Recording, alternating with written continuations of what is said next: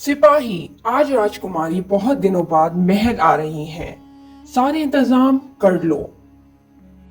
राजकुमारी को महल तक आने में कोई मुश्किलात ना हो। राजा साहब, आप बिल्कुल फिक्र नहीं करें, मैंने सब इंतजाम कर लिए हैं। राजकुमारी को कोई मुश्किल नहीं होगी। राजकुमारी, आप आ गई। मुझे आपका बहुत इंतजार था। इस बार सैर करके बहुत दिनों बाद आई हो। अब फिर से और कहीं नहीं चली जाइएगा। वैसे ही आपको बहुत घूमने का शौक है। राजा साहब, मैंने आपको बहुत याद किया और अब मैं कहीं दूर घूमने नहीं जाऊंगी। कुछ दिनों बाद।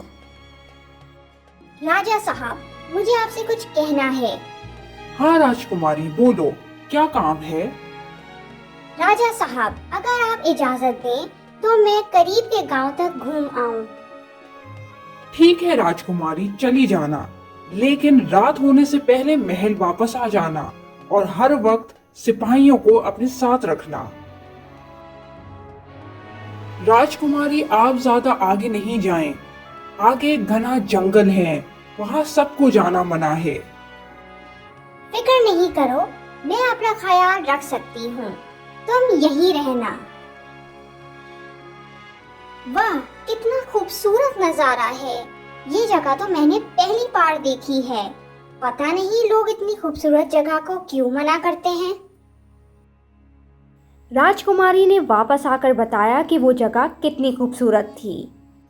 राजकुमारी, आपकी आवाज को क्या हुआ है? आप क्या बोलना चाह रही हैं? मुझे कुछ समझ नहीं आ रहा। कहीं आपकी आवाज तो नहीं चली गई?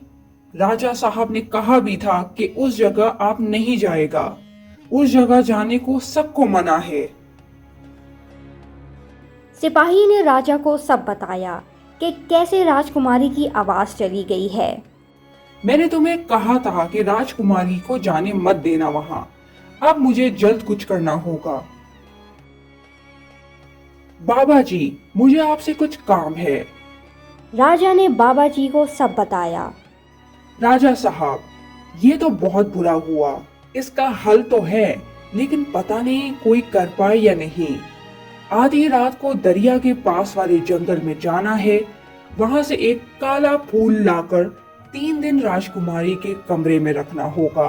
लेकिन ये काम आपको नहीं, महल के बाहर किसी को करना होगा।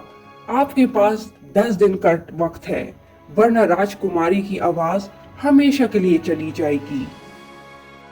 ये सुन के राजा बहुत परेशान हो गया।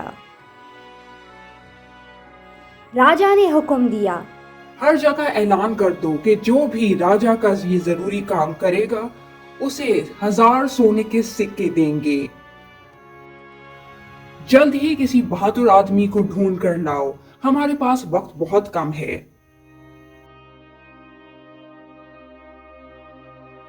क्या हुआ सिपाही, मिला तुम्हें कोई बहादुर इंसान जो हमारा काम कर सके?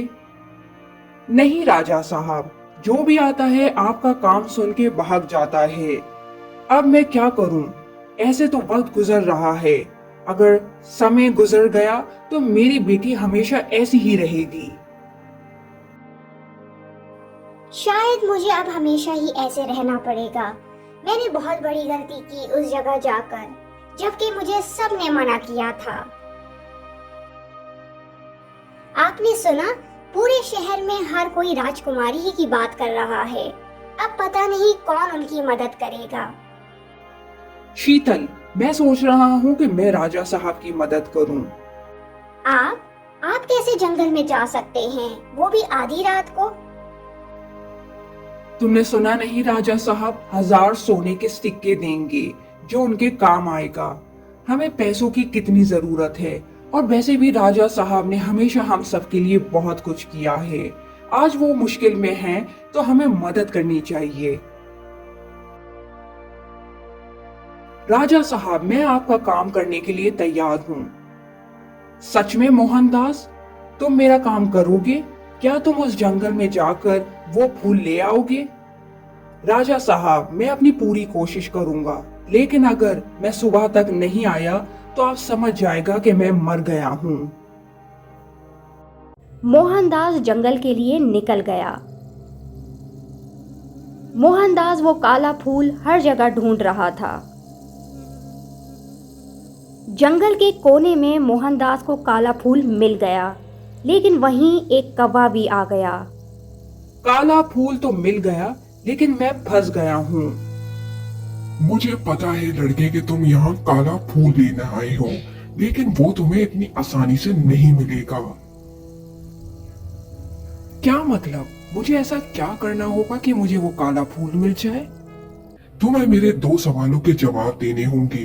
अगर तुमने उस सवालों के जवाब दे दिए तो तुम्हें काला फूल मिल जाएगा। क्या तुम तैयार हो? मोहनदास ने कहा। हाँ, मैं तैयार हूँ। पूछो अपने सवाल। पहला सवाल, वो कौन सी चीज है जो परछाई दिखाती है पर उसकी आंखें नहीं होती? मोहनदास सोचने लग गया। थोड़ी देर सोचने के बाद कहा, शीशा। कौवा जवाब सुन के हैरान रह गया। दूसरा सवाल, वो क्या चीज है जो ऊपर जाती है पर वापस नहीं आती? ये सवाल मोहनदास के लिए बहुत मुश्किल था। उसे सोचते हुए 5 मिनट गुजर गए थे। सुनो आदमी, अगर तुम्हें जवाब नहीं पता तो वापस लौट जाओ। अचानक मोहनदास ने कहा, उम्र। उम्र ही ऐसी चीज है जो बढ़ती है पर वापस नहीं आती। कौवा जवाब सुन के हैरान हो गया फिर से। तुमने तो कमाल ही कर दिया। अब तुम ये काला फूल ले जा सकते हो। शुक्र, अब मैं आराम से ये काला फूल ले जा सकता हूँ। मोहनदास ने राजा को वो काला फूल दे दिया। तुम्हारा बहुत शुक्रिया मोहनदास। तुमने अपनी जान की परवाह किए बगैर राजकुमारी के लिए ये सब किया। वादे के मुताबिक ये रहे तुम्हारे 1000 सोने के सिक्के, और कभी भी मेरी मदद की जरूरत हो यहाँ आ जाना। 3 दिन तक राजकुमारी ने वो फूल अपने कमरे में रखा। 3 दिन गुजरने के बाद, राजा साहब, मेरी आवाज वापस आ गई है। अब मैं फिर से बोल सकती हूँ। ये तो बहुत अच्छी बात है राजकुमारी। इस सब का शुक्रिया का हकदार मोहनदास है, जो हमारे ही शहर में रहता है। वो नहीं होता तो कोई भी फूल नहीं ला सकता था। आइंदा तुम मेरी हर बात मानोगी और कभी ऐसे मुश्किलों में नहीं फंसोगी।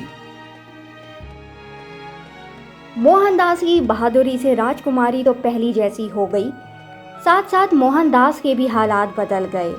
अगर नीयत अच्छी हो तो हर मंजिल आसान हो जाती है।